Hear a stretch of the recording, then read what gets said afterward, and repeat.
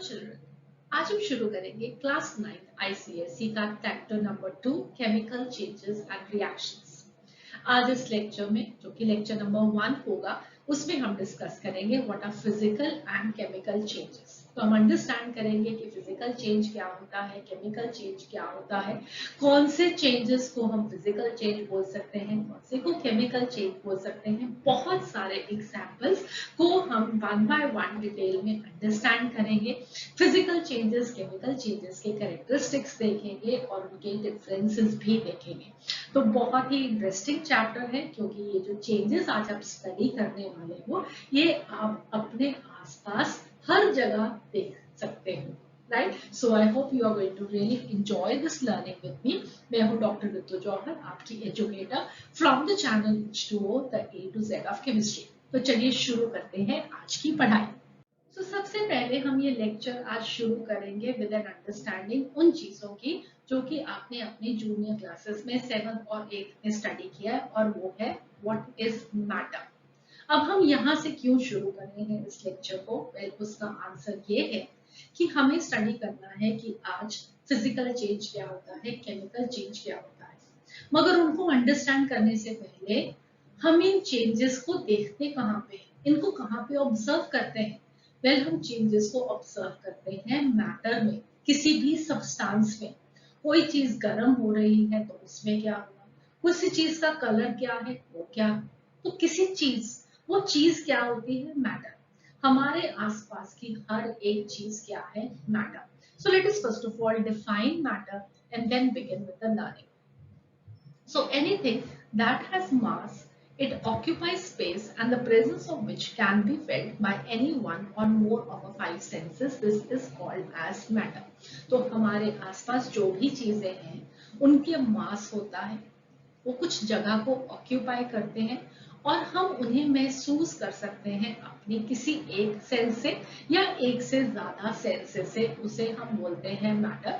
For example, अगर हम example लें एक चेयर का, राइट, तो चेयर भारी होती है, हम उसको जब होल्ड करते हैं तो हम फील कर सकते हैं कि वेल उसमें कुछ भार है, और वो कुछ जगह भी ऑक्यूपाई करती है। ऐसे तो नहीं है कि वो हम उसको हवा में छोड़ देंगे, तो it is occupying some space also. और हम एक चेयर को देख भी सकते हैं, ओके, हम उसको टच करके फील भी कर सकते हैं। So we can feel it by our 5 senses, any one or more of our 5 senses. So this chair is matter.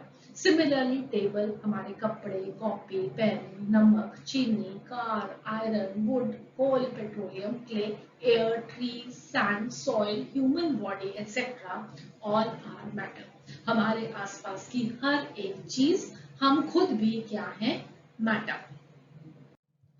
अब हमें अंडरस्टैंड करना है चेंजेस को, that is physical change and chemical change.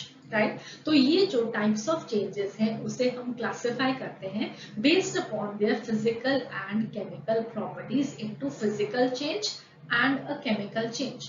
But first of all आपको ये भी again understanding होनी चाहिए कि हमारा फिजिकल प्रॉपर्टीज और केमिकल प्रॉपर्टीज से मीनिंग क्या है। So let us understand what do we mean by physical property and chemical property. So सबसे पहले आप अंडरस्टैंड करते हैं what do we mean by physical properties. तो ये वो प्रॉपर्टीज हैं जिन्हें हम मेजर कर सकते हैं, ऑब्जर्व कर सकते हैं without changing the identity or the composition of the substance. For example, अब हमें आपकी टी शर्ट का कलर बताना है, तो आपने एक रेड कलर की टी शर्ट पहनी है या येलो कलर की टी शर्ट पहनी है या ब्लू कलर की टी शर्ट पहनी है, वो मैं बता सकती हूँ बिना आपकी टी शर्ट को कुछ किए। तो आपकी टी शर्ट किस मटेरियल से बनी है, मैं उसको छेड़ती नहीं, मैंने उसको कुछ खराब नहीं किया, और उसके बिना भी मैंने उसका कलर बता दिया। तो ऐसी प्रॉपर्टी जिसकी हमें सब्सटेंस की कॉम्पोजिशन में कोई चेंज ना लेके आना पड़े और हम फिर भी उस प्रॉपर्टी के बारे में बता सके, ऐसी प्रॉपर्टी को हम बोलते हैं फिजिकल प्रॉपर्टी। सिमिलरली, आपने परफ्यूम लगाया है, आप मेरे रूम में आते हैं, मैं आपको कहती हूँ वाह बहुत अच्छा परफ्यूम लगाया है, तो मैंने उसको स्मेल से जज किया, मगर मैंने कुछ किया तो नहीं, मैंने किसी सब्सटेंस की कॉम्पोजिशन में तो नहीं चेंज किया, सिर्फ एक ओडर से, एक स्मेल से मैंने उस परफ्यूम के बारे में बताया। So again, odor is going to be a physical property. Similarly, we have melting point. अब melting point क्या होता है? जब एक सॉलिड एक लिक्विड में कन्वर्ट होता है तो जिस टेम्परेचर पे वो कन्वर्ट होता है उसे हम बोलते हैं melting point. Okay, for example हमारे पास है आइस। आइस को हमने कन्वर्ट किया water in the form of a liquid, तो जिस टेम्परेचर पे वो आइस वाटर में कन्वर्ट होगी that will be called as melting point. अब मेल्टिंग पॉइंट को ऑब्जर्व करने के लिए मुझे वाटर की कॉम्पोजिशन को चेंज नहीं करना पड़ता, वो वाटर ही रहता है। जिन पार्टिकल से वाटर बना है उसमें कोई चेंज नहीं होता। चेंज होता है एक solid to liquid state and that is a physical state of matter. ठीक है, तो मेल्टिंग पॉइंट अगेन क्या होगा, physical property. Similarly boiling point is also going to be a physical property. The next we have is chemical properties. अब chemical properties वो properties हैं जिन्हें हम मेजर कर सकते हैं, ऑब्जर्व कर सकते हैं सिर्फ जब एक केमिकल चेंज हो। For example combustibility. A combustion reaction ऐसी रिएक्शन है जिसके अंदर हम किसी सब्सटेंस को बर्न करते हैं इन प्रेजेंस ऑफ एयर। ठीक है, एयर में होती है ऑक्सीजन, ऑक्सीजन की प्रेजेंस में अगर हमने किसी चीज को बर्न किया तो वेल वो हो गया उसकी कंबस्शन रिएक्शन। अब फॉर एग्जांपल हमने पेपर लिया, ठीक है, हमने कागज लिया, हमने उसको बर्न कर दिया, राइट, तो वो जो कागज है वो किसमें चेंज हो जाएगा, एक ब्लैक ब्लैक सा रेजिड्यू बच जाता है और कुछ कार्बन डाइऑक्साइड गैस एस्केप कर जाती है, कुछ वाटर वेपर्स एस्केप कर जाते हैं। ओके, पर हमारे पास उस पेपर का क्या बचता है, सिर्फ एक छोटा काला सा ash. Right, I hope you all know that, आपने कभी जरूर पेपर को आग लगा के देखी होगी। तो ये पेपर की जो बर्निंग है, पेपर की जो कंबस्शन है, उसमें एक केमिकल चेंज हुआ है और अच्छे से समझेंगे इन केमिकल चेंजेस को आज के इस लेक्चर में। मगर यहाँ पे एक चेंज हुआ है, सब्सटेंस की आइडेंटिटी ही बदल गई। क्या अब उस एश से हमें वापस पेपर मिल सकता है, नहीं मिल सकता। तो वो एक चेंज हो गई, एक ऐसी चेंज हुई, तो हमने जिस प्रॉपर्टी को ऑब्जर्व किया कि बर्निंग ऑफ पेपर से क्या होता है, इसे हम बोलते हैं केमिकल प्रॉपर्टी। सिमिलरली एसिडिटी है, बेसिडिटी है, तो इन चीजों को हम अंडरस्टैंड करेंगे जैसे जैसे हम और केमिस्ट्री को अपकमिंग चैप्टर्स में स्टडी करेंगे। सो दो तरह की चेंजेस है हमारे पास, एक है फिजिकल चेंज, एक है केमिकल चेंज, और वन बाय वन हम इनको अब डिटेल में अंडरस्टैंड करते हैं। सबसे पहले what do we mean by a physical change. तो फिजिकल चेंज एक ऐसी चेंज है that is going to alter some physical property of matter. किसी एक फिजिकल प्रॉपर्टी ऑफ मैटर के अंदर वो चेंज लेके आएगी। फॉर एग्जाम्पल कलर में चेंज हो, स्मेल में, टेस्ट में, किसी सब्सटेंस की सॉल्युबिलिटी में, उसकी हार्डनेस में, वो ज्यादा हार्ड हो जाए या वो सॉफ्ट हो जाए, उसकी डेंसिटी में फर्क पड़ जाए, डेंसिटी बढ़ जाए या उसकी डेंसिटी कम हो जाए, कंडक्टिविटी में फर्क पड़ जाए, उसकी मैग्नेटिक प्रॉपर्टीज में फर्क पड़ जाए, मगर उसकी कॉम्पोजिशन में चेंज ना हो, ऐसी चेंज को हम बोलते हैं physical change. A change which alters some physical property of matter without any change in the composition of the substance. For example, हमने मेजर करना है temperature at which water boils. ठीक है, तो composition of liquid water is going to be the same as that of ice that results from the boiling of water.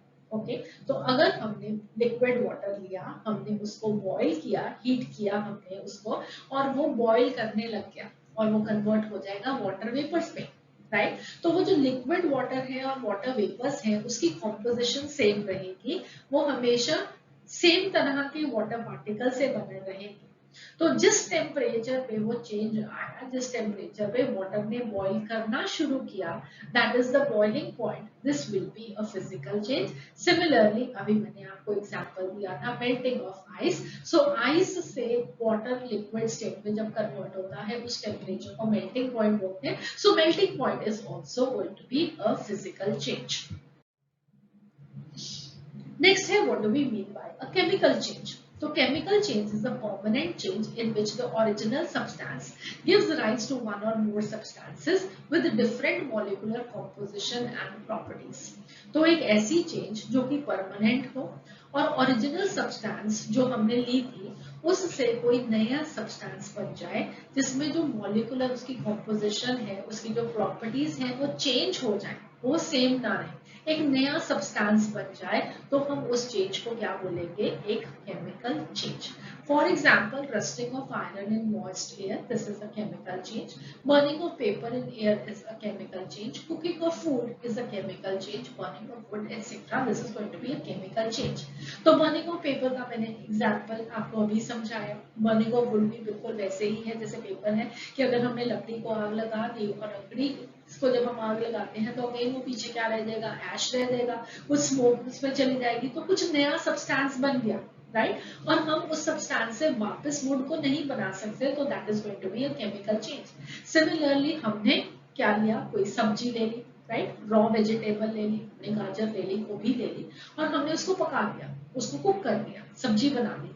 तो क्या उस cooked सब्जी से हम वापस वो कच्ची सब्जी ला सकते हैं, नहीं लेके आ सकते.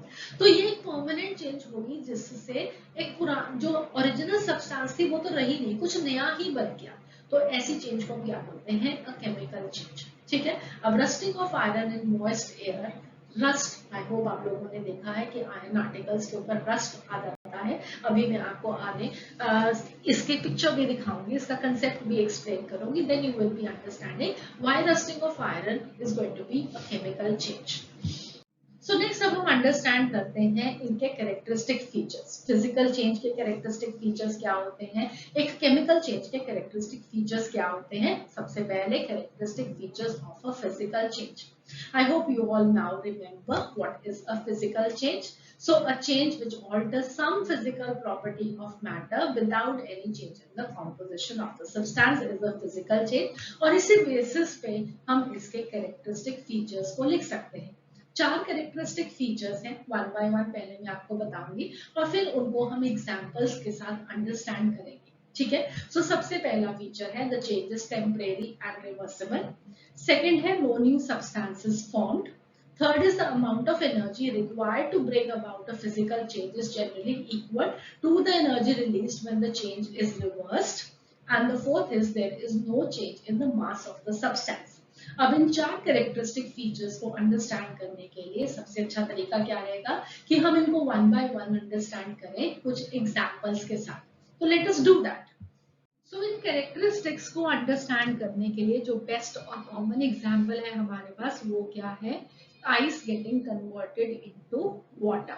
तो जब आइस को हमें वाटर में कन्वर्ट करना हो तो हम उसे हीट करते हैं, और वाटर जब फ्रीज करते हैं हम तो वापस आइस मिलती है. तो इसका मतलब ये क्या है, ये एक टेम्परेरी चेंज है. हम एक ऐसी चेंज है जिसे रिवर्स कर सकते हैं, उसे हम बदल सकते हैं, तो वो परमानेंट नहीं है, राइट. अगर परमानेंट चेंज होगी तो वेल हम उसको रिवर्स नहीं कर सकते. सो फिजिकल चेंज क्या होती है, टेम्परेरी और reversible. No new substances form, क्योंकि आइस और वाटर दोनों के अंदर जो पार्टिकल्स हैं वो मॉलिक्यूल्स हैं वो सेम है. That is going to be the water molecules. Okay, next we have is that the amount of energy required to bring about a physical change is generally equal to the energy released when the change is reversed. अब ice को water में convert करने के लिए हमें उसे heat करना है, कुछ एनर्जी सप्लाई करनी है. ओके, तो जो एनर्जी फॉर एग्जांपल अगर हमारे पास कुछ वाटर है और उसे हीट करने के लिए हमें उसे 100 जूल्स ऑफ एनर्जी देनी पड़े, कोई भी एक अमाउंट. ठीक है. एनर्जी के क्या यूनिट्स होते हैं, उसका क्या अमाउंट होता है, हम उसके बारे में बात नहीं कर रहे. हम ये बात कर रहे हैं कि एक्स वाई जेड हमने कुछ एनर्जी दी आइस को वाटर में कन्वर्ट करने के लिए, और अगर वाटर को वापस आइस में कन्वर्ट करना है तो उतनी ही एनर्जी रिलीज होगी. ठीक है. सो this is what is the characteristic of a physical change, कि अगर हम एक फिजिकल चेंज को लाने के लिए कुछ एनर्जी सप्लाई करते हैं, अगर उतनी ही एनर्जी रिलीज हो जाए तो जो चेंज है वो रिवर्स हो जाएगी. Next point is that there is no change in the mass of the substance. तो फॉर एग्जांपल अगर हमने आइस का 1 kg लिया है और हम उसे कन्वर्ट करेंगे एक लिक्विड वाटर में, तो अगेन इसका भी अगर आप मास पे करोगे तो उसका मास भी सेम रहेगा. अब आप लोगों के लिए क्वेश्चन है जिसका आंसर आप कमेंट सेक्शन में डाल के पोस्ट कर सकते हैं कि क्या आप बताओगे कि आइस और वाटर में से स्पेस ज्यादा ऑक्यूपाई कौन करेगा, या वॉल्यूम किसकी ज्यादा है, आइस की या वाटर की. So I will be waiting for your answers, which is having a more volume, ice और वाटर. नेक्स्ट एग्जाम्पल हम देखते हैं heating of a rod of iron. तो अगर हमारे पास एक आयरन रॉड हो, उसको हम एक फ्लेम के अंदर हीट करने लगे, तो हम देखते हैं कि वो रेड हॉट हो जाती है। इनफैक्ट अगर और भी हाई टेम्परेचर पे हीट करो तो वो व्हाइट भी कलर की दिखाई देती है। मगर अगर हम उसको उस रॉड को रेड हॉट होने पे बाहर निकाल दें, ठीक है, और उसको वापस ठंडा होने दें, तो अगेन क्या होगा, हमें बिल्कुल वैसी ही आयरन रॉड मिल जाएगी। तो ये कैसी चेंज होगी, ये एक फिजिकल चेंज है अगेन, क्योंकि ये जो रेड कलर आ गया था ये टेम्परेरी था, हमने इसको वापस रिवर्स कर दिया, वो ठंडा होने पे बिल्कुल वैसे ही हो गया जैसे वो पहले था, कोई भी नया सब्सटेंस फॉर्म नहीं हुआ। एनर्जी जितनी पहले हमें इसको रेड हॉट करने में यूज करनी पड़ी थी, पहले उतनी ही एनर्जी रिलीज होकर ये वापस अपनी ओरिजिनल शेप में आ गया, and there is going to be no change in the mass also. अगर आप इस आयरन रॉड को हीट करने से पहले और हीट करके बाद जब आप फिर से वापस ठंडा हो जाए फिर से वे करोगे, तो आप देखोगे कि कोई भी चेंज इसमें नहीं हुआ। नेक्स्ट एक और एग्जांपल लेते हैं। एग्जांपल है जिंक ऑक्साइड का। जिंक ऑक्साइड एक वाइट कलर का पाउडर है, जिसे जब हम हीट करते हैं तो वो येलो कलर का हो जाता है। मगर इंटरेस्टिंगली बात यह है कि अगर आप इसको वापस ठंडा होने देंगे तो ये फिर से व्हाइट कलर अपना रीगेन कर जाएगा। तो अगेन ये कैसी चेंज होगी, this is going to be a physical change. Why, again क्योंकि ये टेम्परेरी चेंज थी, रिवर्सिबल थी, वापस व्हाइट से येलो, येलो से व्हाइट फिर से हो गया, कोई भी नया सब्सटेंस नहीं बना। जिंक ऑक्साइड पहले था, जिंक ऑक्साइड ही बाद में रहा। जितनी एनर्जी हमने हीट करने में स्पेंड की थी उतनी ही एनर्जी लूज करके वापस ठंडा हो जाता है, and there is again going to be no change in the mass of the substance. So heating of zinc oxide is also going to be a physical change. Next, let us see some more examples of a physical change. Boiling water into steam. So I hope you now understand कि ये एक physical change है. Next, blowing of an electric bulb. तो एक bulb को जब हम जलाते हैं तो वो जलने लग जाता है, और जब हम स्विच बंद करते हैं तो वो बंद हो जाता है। उसमें एक्चुअली में कोई भी चेंज नहीं हो रहा, राइट? तो उसकी कॉम्पोजिशन में, उस बल्ब की कॉम्पोजिशन में कोई फर्क नहीं पड़ता। This is going to be a physical change. Next है सब्लिमेशन ऑफ कैम्फर। तो कैम्फर डायरेक्टली सॉलिड से अपने गैसियस स्टेट में कन्वर्ट हो जाता है। ये उसका क्या है, फिजिकल स्टेट ऑफ मैटर का चेंज होता है। अगेन वो कैम्फर कैम्फर ही रहता है, बस सिर्फ कैम्फर सॉलिड से एक गैसियस फॉर्म में कन्वर्ट हो जाता है। So sublimation is going to be a physical change.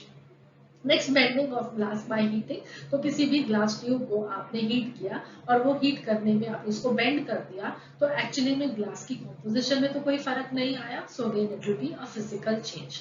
Melting of wax. तो वैक्स को हम मेल्ट करके डिफरेंट डिफरेंट शेप्स दे देते हैं। कोई एक आप कैंडल लेते हैं, उसकी वैक्स को मेल्ट करके आप उसको दिए की शेप दे दें, तो ये जो मेल्टिंग ऑफ वैक्स है that is going to be a physical change. Dissolving sodium chloride in water. तो आपने नमक लिया, उसको पानी में डिसॉल्व कर दिया, that is going to be a physical change, क्योंकि आप उसी वाटर को इवेपोरेट करा के पीछे सारा वाटर को इवेपोरेट जब आप करवा देंगे, सारे वाटर को बाहर निकाल देंगे, तो एंड में पीछे क्या बचेगा, again sodium chloride, that is नमक। ठीक है, so again dissolving of sodium chloride is going to be a physical change. Crystallization of sugar from its solution. तो शुगर की सॉल्यूशन में से शुगर के क्रिस्टल्स फॉर्म करना is going to be a physical change, क्योंकि वापस आप उन्हीं शुगर के क्रिस्टल्स को उससे सॉल्यूशन फॉर्म कर सकते हैं, सॉल्यूशन से उसके ही वाटर को इवेपोरेट करके उसके क्रिस्टल्स फॉर्म कर सकते हैं। So that is going to be a physical change.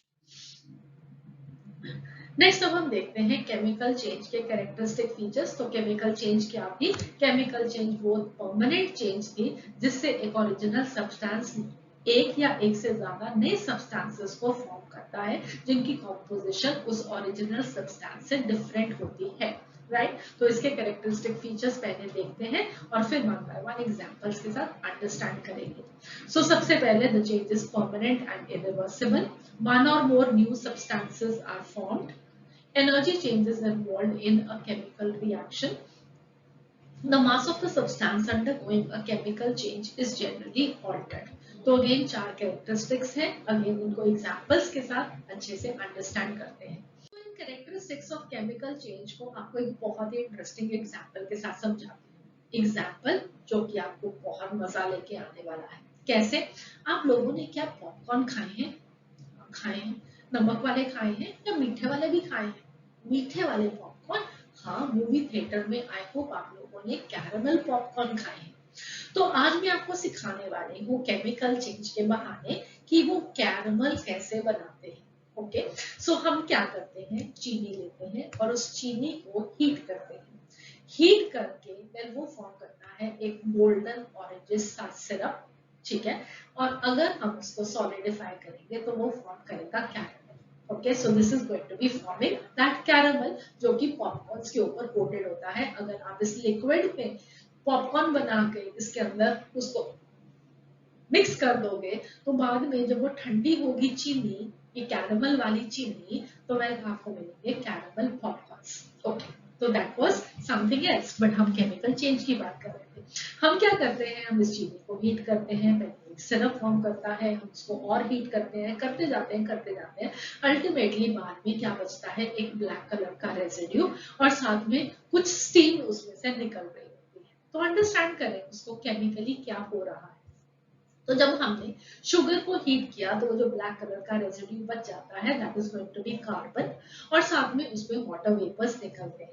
Okay, और अगर हम चाहें कि हम इस कार्बन और स्टीम को वापस मिक्स करके शुगर का क्रिस्टल वापस फॉर्म कर रहे हैं तो हम वेल वो नहीं कर सकते। इसलिए ये जो शुगर से कैरमल बना और कैरमल से आगे उसको बर्न करके कार्बन बन गया, this is going to be called as a chemical change. Why? Because ये चेंज परमानेंट है, हमें एक बार चेंज कर दिया वापस शुगर हमें नहीं मिलेगा, इसलिए ये इरिवर्सिबल भी है। और यहाँ पे एक या एक से ज्यादा नए सब्सटेंसेस भी बन रहे हैं, कार्बन और स्टीम बन रहा है, एनर्जी चेंज भी इन्वॉल्व है क्योंकि हमने इसको हीट किया था, राइट। तो हमने इसको हीट किया, एक एनर्जी चेंज हुई और एक केमिकल रिएक्शन हुआ। और बाद में अगर हम वेट मेजर करें, पहले इस चीनी का वेट मेजर करें और उसके बाद हम जो कार्बन बच गया है उसका वेट मेजर करें तो आपको दिखेगा कि उनका जो मास है वो सेम नहीं है, राइट। वो सेम क्यों नहीं है, क्योंकि उसमें से कुछ स्टीम बाहर निकल गई, इसलिए उनका जो मास है वो सेम नहीं है। बट प्लीज डू रिमेम्बर कि अगर हम इस शुगर का मास देखें और कार्बन और स्टीम दोनों का कंबाइंड मास देखें तो वो बराबर होगा, ठीक है। सो नेक्स्ट अब एक और एग्जाम्पल, एक बहुत ही इंपॉर्टेंट एग्जाम्पल, और वो एग्जाम्पल अब आप इस पिक्चर में देख सकते हैं। तो आप क्या आइडेंटिफाई कर सकते हैं कि इस पिक्चर में हम क्या देख रहे हैं? वेल, बिल्कुल सही, ये एक आयरन की चेन है और ये वही चेन है जिसे रस्ट लग गया है, जिसे कि आप इन और पिक्चर्स में भी देख सकते हो। और यहाँ पे जो आप आइडेंटिफाई कर सकते हो कि रस्ट लगने के बाद जो आयरन पीस है उसका कलर चेंज हो गया है, that is become a reddish brown colour, ठीक है। तो सबसे पहली चीज, क्या ये केमिकल चेंज है या एक फिजिकल चेंज है? तो अगेन हम यहाँ पे देख सकते हैं कि ये जो रस्ट हुआ है हम इसे वापस रिवर्स करके अपना आयरन वापस नहीं ले सकते। Okay, so this is going to be a permanent change and this is an irreversible change, इसलिए ये एक केमिकल चेंज है। अब यहाँ पे एक नया सब्सटेंस फॉर्म हुआ है। कौन सा नया substance? Let us understand this with the help of the reaction. Okay, so हमारे पास आयरन था, ये आयरन पीस मॉइस्ट एयर की प्रेजेंस में रस्ट में कन्वर्ट होता है। सो आयरन को चाहिए है वाटर और साथ में चाहिए ऑक्सीजन। मॉइस्ट एयर, एयर जिसके अंदर ऑक्सीजन हो और वो एयर मॉइस्ट भी हो, उसमें वाटर प्रेजेंट हो। Alright, so iron in the presence of moist air will get converted into rust, and rust is going to be Fe2O3.XH2O। कुछ वाटर मॉलिक्यूल्स इस आयरन के ऑक्साइड के साथ एसोसिएटेड हैं, right, and this is going to be called as rust. ये rust बनने से, ferric oxide बनने से ये कलर चेंज आया। ऑलराइट, सो यहाँ पे एक नया सब्सटेंस फॉर्म हुआ है, इसमें भी एनर्जी चेंजेस इन्वॉल्व होती हैं और साथ में वेरी इंपॉर्टेंटली जो मास ऑफ द सब्सटेंस है it is going to undergo a chemical change. Okay, अब ये क्यों chemical change, understand, I hope आप लोग देख सकते हो कि जो मास है आयरन रस्ट का, आयरन रस्ट वाला जो आयरन होगा उसका अगर आप मास चेक करोगे तो वो जो पहले आयरन था उससे ज्यादा होगा। ऑलराइट, सो फॉर एग्जांपल अगर हमने एक चेन ली थी, 1 किलोग्राम वो वे कर रही थी और रस्ट लगने के बाद हम उसको वे करते हैं तो उसका मास ज्यादा निकलता है, क्यों ज्यादा निकलता है वो हम इस रिएक्शन से समझ सकते हैं, क्योंकि आयरन था पहले, आयरन के अंदर वाटर के मॉलिक्यूल्स, ऑक्सीजन के मॉलिक्यूल्स साथ एसोसिएट होके एक नया कंपाउंड फॉर्म किया। तो ये जो रस्टेड आयरन है उसमें आयरन के साथ साथ ऑक्सीजन भी है, हाइड्रोजन भी है, तो इनका मास भी एड ऑन हो रहा है। इसलिए the weight of iron rust is going to be more than the weight of iron from which it is going to be form. मगर ये एक एपरेंट चेंज इन मास है। ये हमें लगता है कि मास बढ़ गया है, मगर एक्चुअली में ऐसा नहीं है। आयरन का मास तो उतना ही रहता है, मगर वो एड अप क्या हुआ है, उसके अंदर हाइड्रोजन का और ऑक्सीजन का मास जो कि हमें मिला है मॉइस्ट एयर से। Okay, so the sum total of all the masses of the elements which are there on the reactant side will be equal to the sum total of all the masses of the elements which are on the product side. Product side पे अगर आप इन elements के masses को add up करोगे तो वो मास बिल्कुल उतना ही आएगा जितना कि इन्हीं एलिमेंट्स का आप रिएक्शन साइड पे मास एड अप करके कैलकुलेट करोगे। ठीक है, so I hope this is also clear. Next एक और एग्जाम्पल लेते हैं। एग्जाम्पल है मर्क्यूरिक ऑक्साइड का। ठीक है, तो अगर हम मर्क्यूरिक ऑक्साइड लें और हम उसको हीट करें तो क्या चेंजेस होंगी? Well, that is going to be a chemical change. So mercuric oxide एक रेड कलर का कंपाउंड है, रेडिश ऑरेंज से कलर का आपको यहाँ पे दिख रहा है। जब ये हीट करते हैं हम तो ये डिकम्पोज करता है, इस कंपाउंड का ब्रेकडाउन होता है और ये हमें देता है mercury and oxygen. Oxygen is a gas, तो वो एस्केप कर जाएगी इनटू द एयर, मगर मरकरी आप यहाँ पे डिपॉजिटेड देख सकते हैं इस टेस्ट ट्यूब में। आपको ये दिख रहा है सिल्वर सिल्वर सा deposition, this is mercury. This is the same mercury जो आप अपने थर्मोमीटर्स में भी देखते हैं जब आप अपना टेम्परेचर चेक करते हैं, राइट। तो इसका रिएक्शन क्या है, अगेन देखते हैं। मर्क्यूरिक ऑक्साइड है, इसे हम हीट करते हैं तो हमें मिलेगा मर्करी और ऑक्सीजन। अगेन ये जो डेल्टा यहाँ पे बना है, ये छोटा सा ट्राइंगल बना है, this is called as delta, और ये इंडिकेट करता है कि ये कंपाउंड को हमने हीट किया है। तो हीट लिखने की जगह पे हमने इस एरो के ऊपर ये छोटा सा ट्राइंगल ड्रॉ किया which is called as delta, and this shows that this compound is being heated to give us mercury and oxygen. ऐसी रिएक्शन को हम बोलते हैं थर्मल डिकम्पोजिशन रिएक्शन। अभी आपको लिखने की जरूरत नहीं है, बिकॉज हमने आगे इस चैप्टर में टाइप्स ऑफ रिएक्शंस करना है, वहां पे भी मैं आपको इसके बारे में दोबारा से बताने वाली हूँ। But this reaction is called as a thermal decomposition reaction. Thermal का मतलब है हीट, डिकम्पोजिशन का मतलब है ब्रेकडाउन। तो ये हमारे पास एक सब्सटेंस थी जिसे हमने हीट किया और उसने दो या दो से ज्यादा प्रोडक्ट्स अगर फॉर्म किए तो हम उसे बोलते हैं thermal decomposition reaction. So again इसकी definitions will be coming up in the upcoming lectures. Next अब अगेन एक बहुत इंटरेस्टिंग इंपॉर्टेंट एग्जाम्पल है लेड नाइट्रेट का। लेड नाइट्रेट अगेन एक सॉलिड है, एक वाइट कलर का सॉलिड है, और जिसे हम हीट करेंगे तो वो क्या प्रोड्यूस करेगा, वो बहुत बहुत इंपॉर्टेंट है आप लोगों के लिए। So when a pinch of lead nitrate is heated it decomposes to give lead oxide, nitrogen dioxide gas and oxygen. So let us see the experiment in the pictures. तो हमारे पास ये पिक्चर अब आप देख सकते हो, एक टेस्ट ट्यूब में हमने थोड़ा सा लेड नाइट्रेट लिया है। लेड नाइट्रेट एक वाइट कलर का सॉलिड है, जिसे जब हम हीट करेंगे तो वो लेड ऑक्साइड देगा। ठीक है, अगेन एक सॉलिड है। उसके बाद साथ में ये देगा नाइट्रोजन डाइऑक्साइड गैस और oxygen gas. Oxygen gas colourless होती है, हम उसे आइडेंटिफाई नहीं कर पाएंगे, वो एस्केप कर जाएगी। मगर ये जो नाइट्रोजन डाइऑक्साइड गैस है, ये टू रिमेंबर कि एक ब्राउनिश रेड कलर की गैस है। ये आप इसको यहाँ पे ऑरेंजिश सा कलर देख रहे हो। So this is a reddish brown colour gas, nitrogen dioxide. बहुत बहुत इंपॉर्टेंट है आपके लिए क्लास 9th में, 10th में, 11th में, 12th में, जब तक आप केमिस्ट्री स्टडी कर रहे हैं ये गैस का कलर आपके लिए बहुत इंपॉर्टेंट रहने वाला है, बहुत फ्रिक्वेंटली एग्जाम्स में पूछा जाता है। So nitrogen dioxide gas, now you can see this is a reddish brown colour gas. और हमने इसको कैसे ऑब्टेन किया, हमने इसे ऑब्टेन किया लेड नाइट्रेट की डिकम्पोजिशन से। अगेन अब देखो PbNO3 ट्वाइस हमने इसे हीट किया, ठीक है, तो हमारे पास एक कंपाउंड था जिसे हम हीट कर रहे हैं, तो ये भी एग्जाम्पल रहेगा थर्मल डिकम्पोजिशन रिएक्शन का, जो कि हमें आगे in the types of reaction सीखना है। सो लेड नाइट्रेट को जब हम हीट करते हैं वो हमें देगा लेड ऑक्साइड PbO, उसके साथ नाइट्रोजन डाइऑक्साइड गैस NO2 जो कि एक रेडिश ब्राउन कलर की गैस है, and along with that oxygen which is a colourless gas. ठीक है, आई होप दिस इज क्लियर।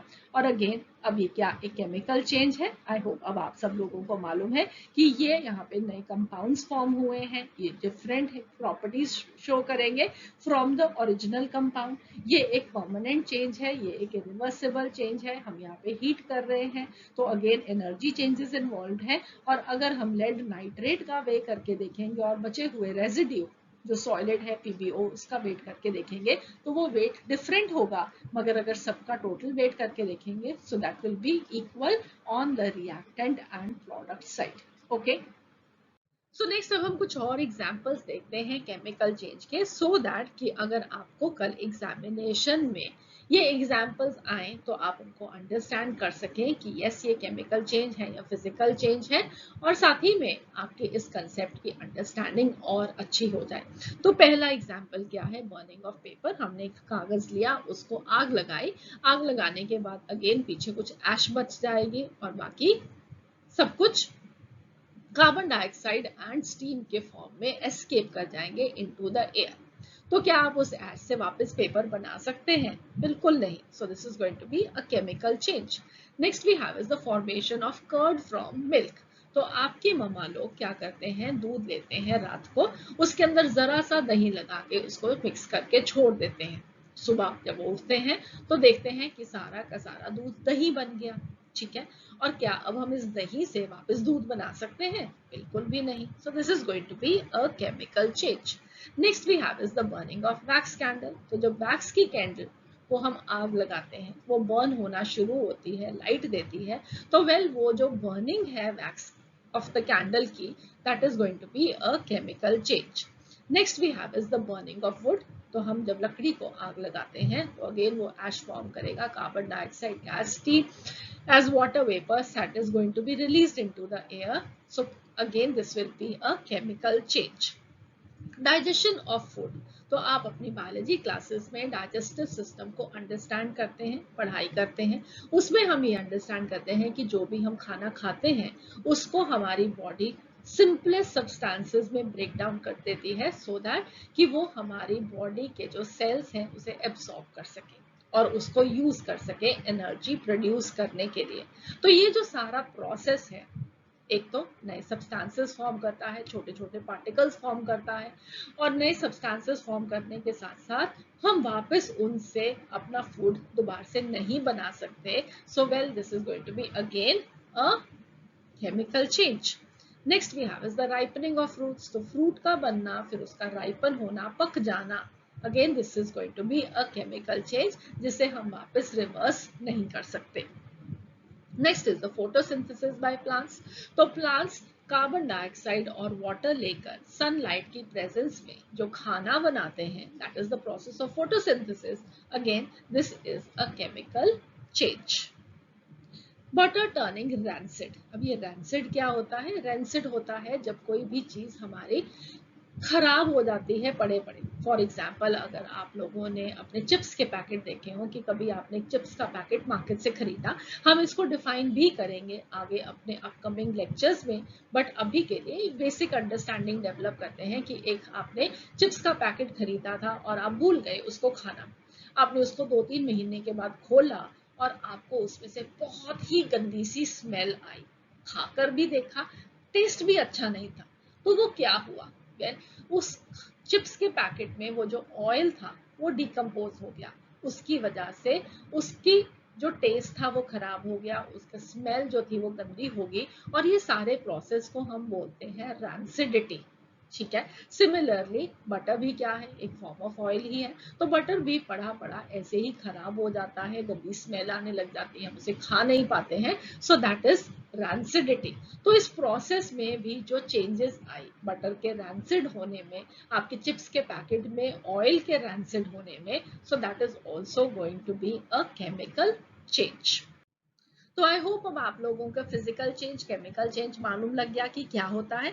तो जल्दी से इस कंसेप्ट को रिवाइज करते हैं with the differences between physical and chemical change. So सबसे पहले फिजिकल चेंज कौन सी चेंज होती है, वो चेंज जो कि इन्वॉल्व करेगी change in the physical properties like state, colour etcetera, with no change in the chemical composition of the substance. Chemical composition में नहीं चेंज होगा, सिर्फ फिजिकल प्रॉपर्टी में चेंज होगा, ऐसी चेंज को हम बोलेंगे फिजिकल चेंज। और chemical change, this involves the change in the physical properties as well as the chemical composition of the substance.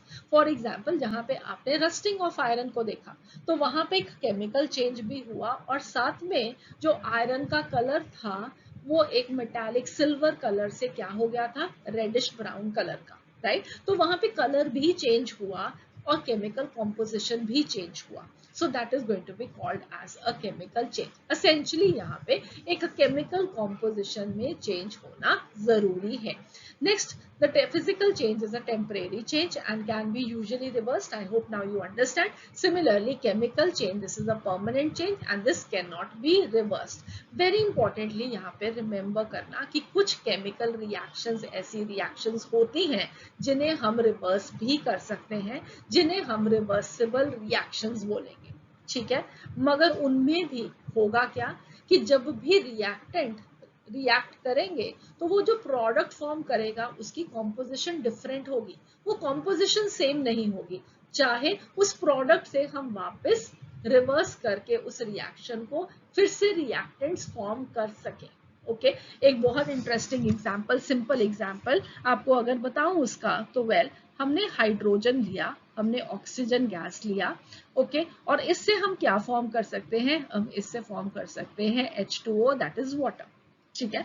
Again, अब इस वाटर को भी हम हाइड्रोजन और ऑक्सीजन गैस लिबरेट करने के लिए यूज कर सकते हैं, ठीक है। तो हाइड्रोजन और ऑक्सीजन के कंबाइन करने से वाटर, और वाटर की डिफरेंट कंडीशंस में अगेन हमें हाइड्रोजन ऑक्सीजन मिल सकता है। तो ऐसी रिएक्शन को हम बोलते हैं रिवर्सिबल रिएक्शन। अगेन, हमने अभी टाइप्स ऑफ रिएक्शंस को आगे स्टडी करना है, तो वहां पे आपको ये कंसेप्ट्स बिल्कुल क्लियर हो जाएंगे। मगर ये केमिकल चेंज क्यों है, in spite of it this being a reversible change? This is because अगर आप यहाँ पे देखोगे, हाइड्रोजन और ऑक्सीजन दो सब्सटेंसेस थी हमारे पास, उन्होंने मिलके एक नई सब्सटेंस फॉर्म किए, that is water. Okay, so this is very important कि केमिकल चेंज में जो नया सब्सटेंस बन रहा है उसकी प्रॉपर्टीज डिफरेंट होगी, उसकी केमिकल कॉम्पोजिशन डिफरेंट होगी from the old substance, original substances. Next, अब हमारे पास क्या है, third point of difference, that is no new substances form. और केमिकल चेंज में क्या होगा, one or more new substances they are going to be form. Physical change में there is going to be no change in the mass, जैसे कि हमने ice और water के केस में मैंने आपको बताया था कि अगर हमने आइस लिया, उसका 1 किलोग्राम मास था, अगर हम उसको वाटर फॉर्म करेंगे तो वो भी 1 ही किलोग्राम का होगा, जबकि केमिकल चेंज के अंदर masses of the substances they undergo a change, but the total mass of the reactants is going to be equal to the total mass of the products. That is very, very important. There is going to be no or only a small energy change taking place in a physical change, jabki chemical change mein there will be always a net absorption or release of energy. ठीक है, so this is going to be the differences between a physical change and a chemical change. Okay, अब एक important चीज और, क्या physical और chemical changes इकट्ठे भी हो सकती हैं या वो हमेशा अलग अलग ही होती हैं? बिल्कुल सही, फिजिकल और केमिकल चेंजेस साइमल्टेनियसली भी हो सकती हैं, जिसके मैं आपको 2 एग्जांपल्स बताऊंगी सो दैट कि आप उसको अच्छे से समझ सकें। तो पहला एग्जांपल है हमारे पास burning of the candle wax. Okay, अब जब एक कैंडल के, एक वैक्स कैंडल को जब हम बर्न करते हैं तो उसमें 2 चीजें होती हैं। पहली चीज, अगर आप यहाँ पे इसमें देखोगे कि अगर आप इमेजिन करो कि जब हमने इस कैंडल को बर्न किया था तो ये इतनी लंबी थी, ठीक है। और जैसे जैसे ये बर्न करतेगी इसकी हाइट कम हो गई। ओके, तो इस प्रोसेस में दो चीजें हुई हैं। एक, आप ये देख सकते हो कि इसके आसपास क्या पड़ा है, मेल्टेड वैक्स। ये बिल्कुल एक स्ट्रेट कैंडल थी और ये अब बर्न होके छोटी हो गई। इस छोटे होने में दो चीजें हैं। एक है कि ये जो स्ट्रेट कैंडल थी उसमें से कुछ वैक्स मेल्ट होके ये साइड साइड पे आ गई और कुछ थी जो कि बर्न ही हो गई, राइट। तो इसमें दो प्रोसेसेस हैं। पहला प्रोसेस क्या है, मेल्टिंग ऑफ वैक्स, सिर्फ वैक्स मेल्ट हो गई। So this is going to be a physical change, क्योंकि इस वैक्स को हम फिर से यूटिलाइज कर सकते हैं दोबारा से बर्निंग के लिए, ठीक है। सो ये वैक्स बिल्कुल वैसी ही वैक्स है, पहले हमने मेल्ट की थी, उसके बाद ये वापस सॉलिडिफाई हो जाएगी और हम इसको फिर से यूज कर सकते हैं। So melting of wax is a physical change. The melted wax then undergoes combustion as the cotton thread gets burnt. तो जब इस धागे को आग लगती है तो ये melted wax भी burn करने लगती है और उस burning में produce होती है दो gases, that is carbon dioxide and water vapor, ठीक है। तो ये combustion process में क्या बन रहा है, दो नए प्रोडक्ट्स बन रहे हैं, that is carbon dioxide and water vapour. So again burning of wax and the cotton thread, this is going to be a chemical change. तो इसमें आप देख रहे हो दोनों प्रोसेसेस साइमल्टेनियसली हो रहे हैं, फिजिकल चेंज भी और केमिकल चेंज भी। Melting of wax is a physical change and burning of wax is going to be a chemical change. एक और एग्जाम्पल लेते हैं और वो एग्जाम्पल है हीटिंग ऑफ जिंक हाइड्रोक्साइड, ठीक है। तो हमने जिंक हाइड्रोक्साइड को हीट किया। जिंक हाइड्रोक्साइड को हीट करने पे हमें मिलता है zinc oxide. So this is going to be a chemical change, जैसे कि आप यहाँ पे इस रिएक्शन में भी देख सकते हो कि जिंक हाइड्रोक्साइड को हीट करने पे हमें मिला zinc oxide and along with that water. एक सब्सटेंस थी उसको हीट किया, एनर्जी दी, ठीक है, दो नए सब्सटेंसेस फॉर्म हो गए, वापस ये हमें इससे मिलेगा नहीं। So this is going to be a chemical change.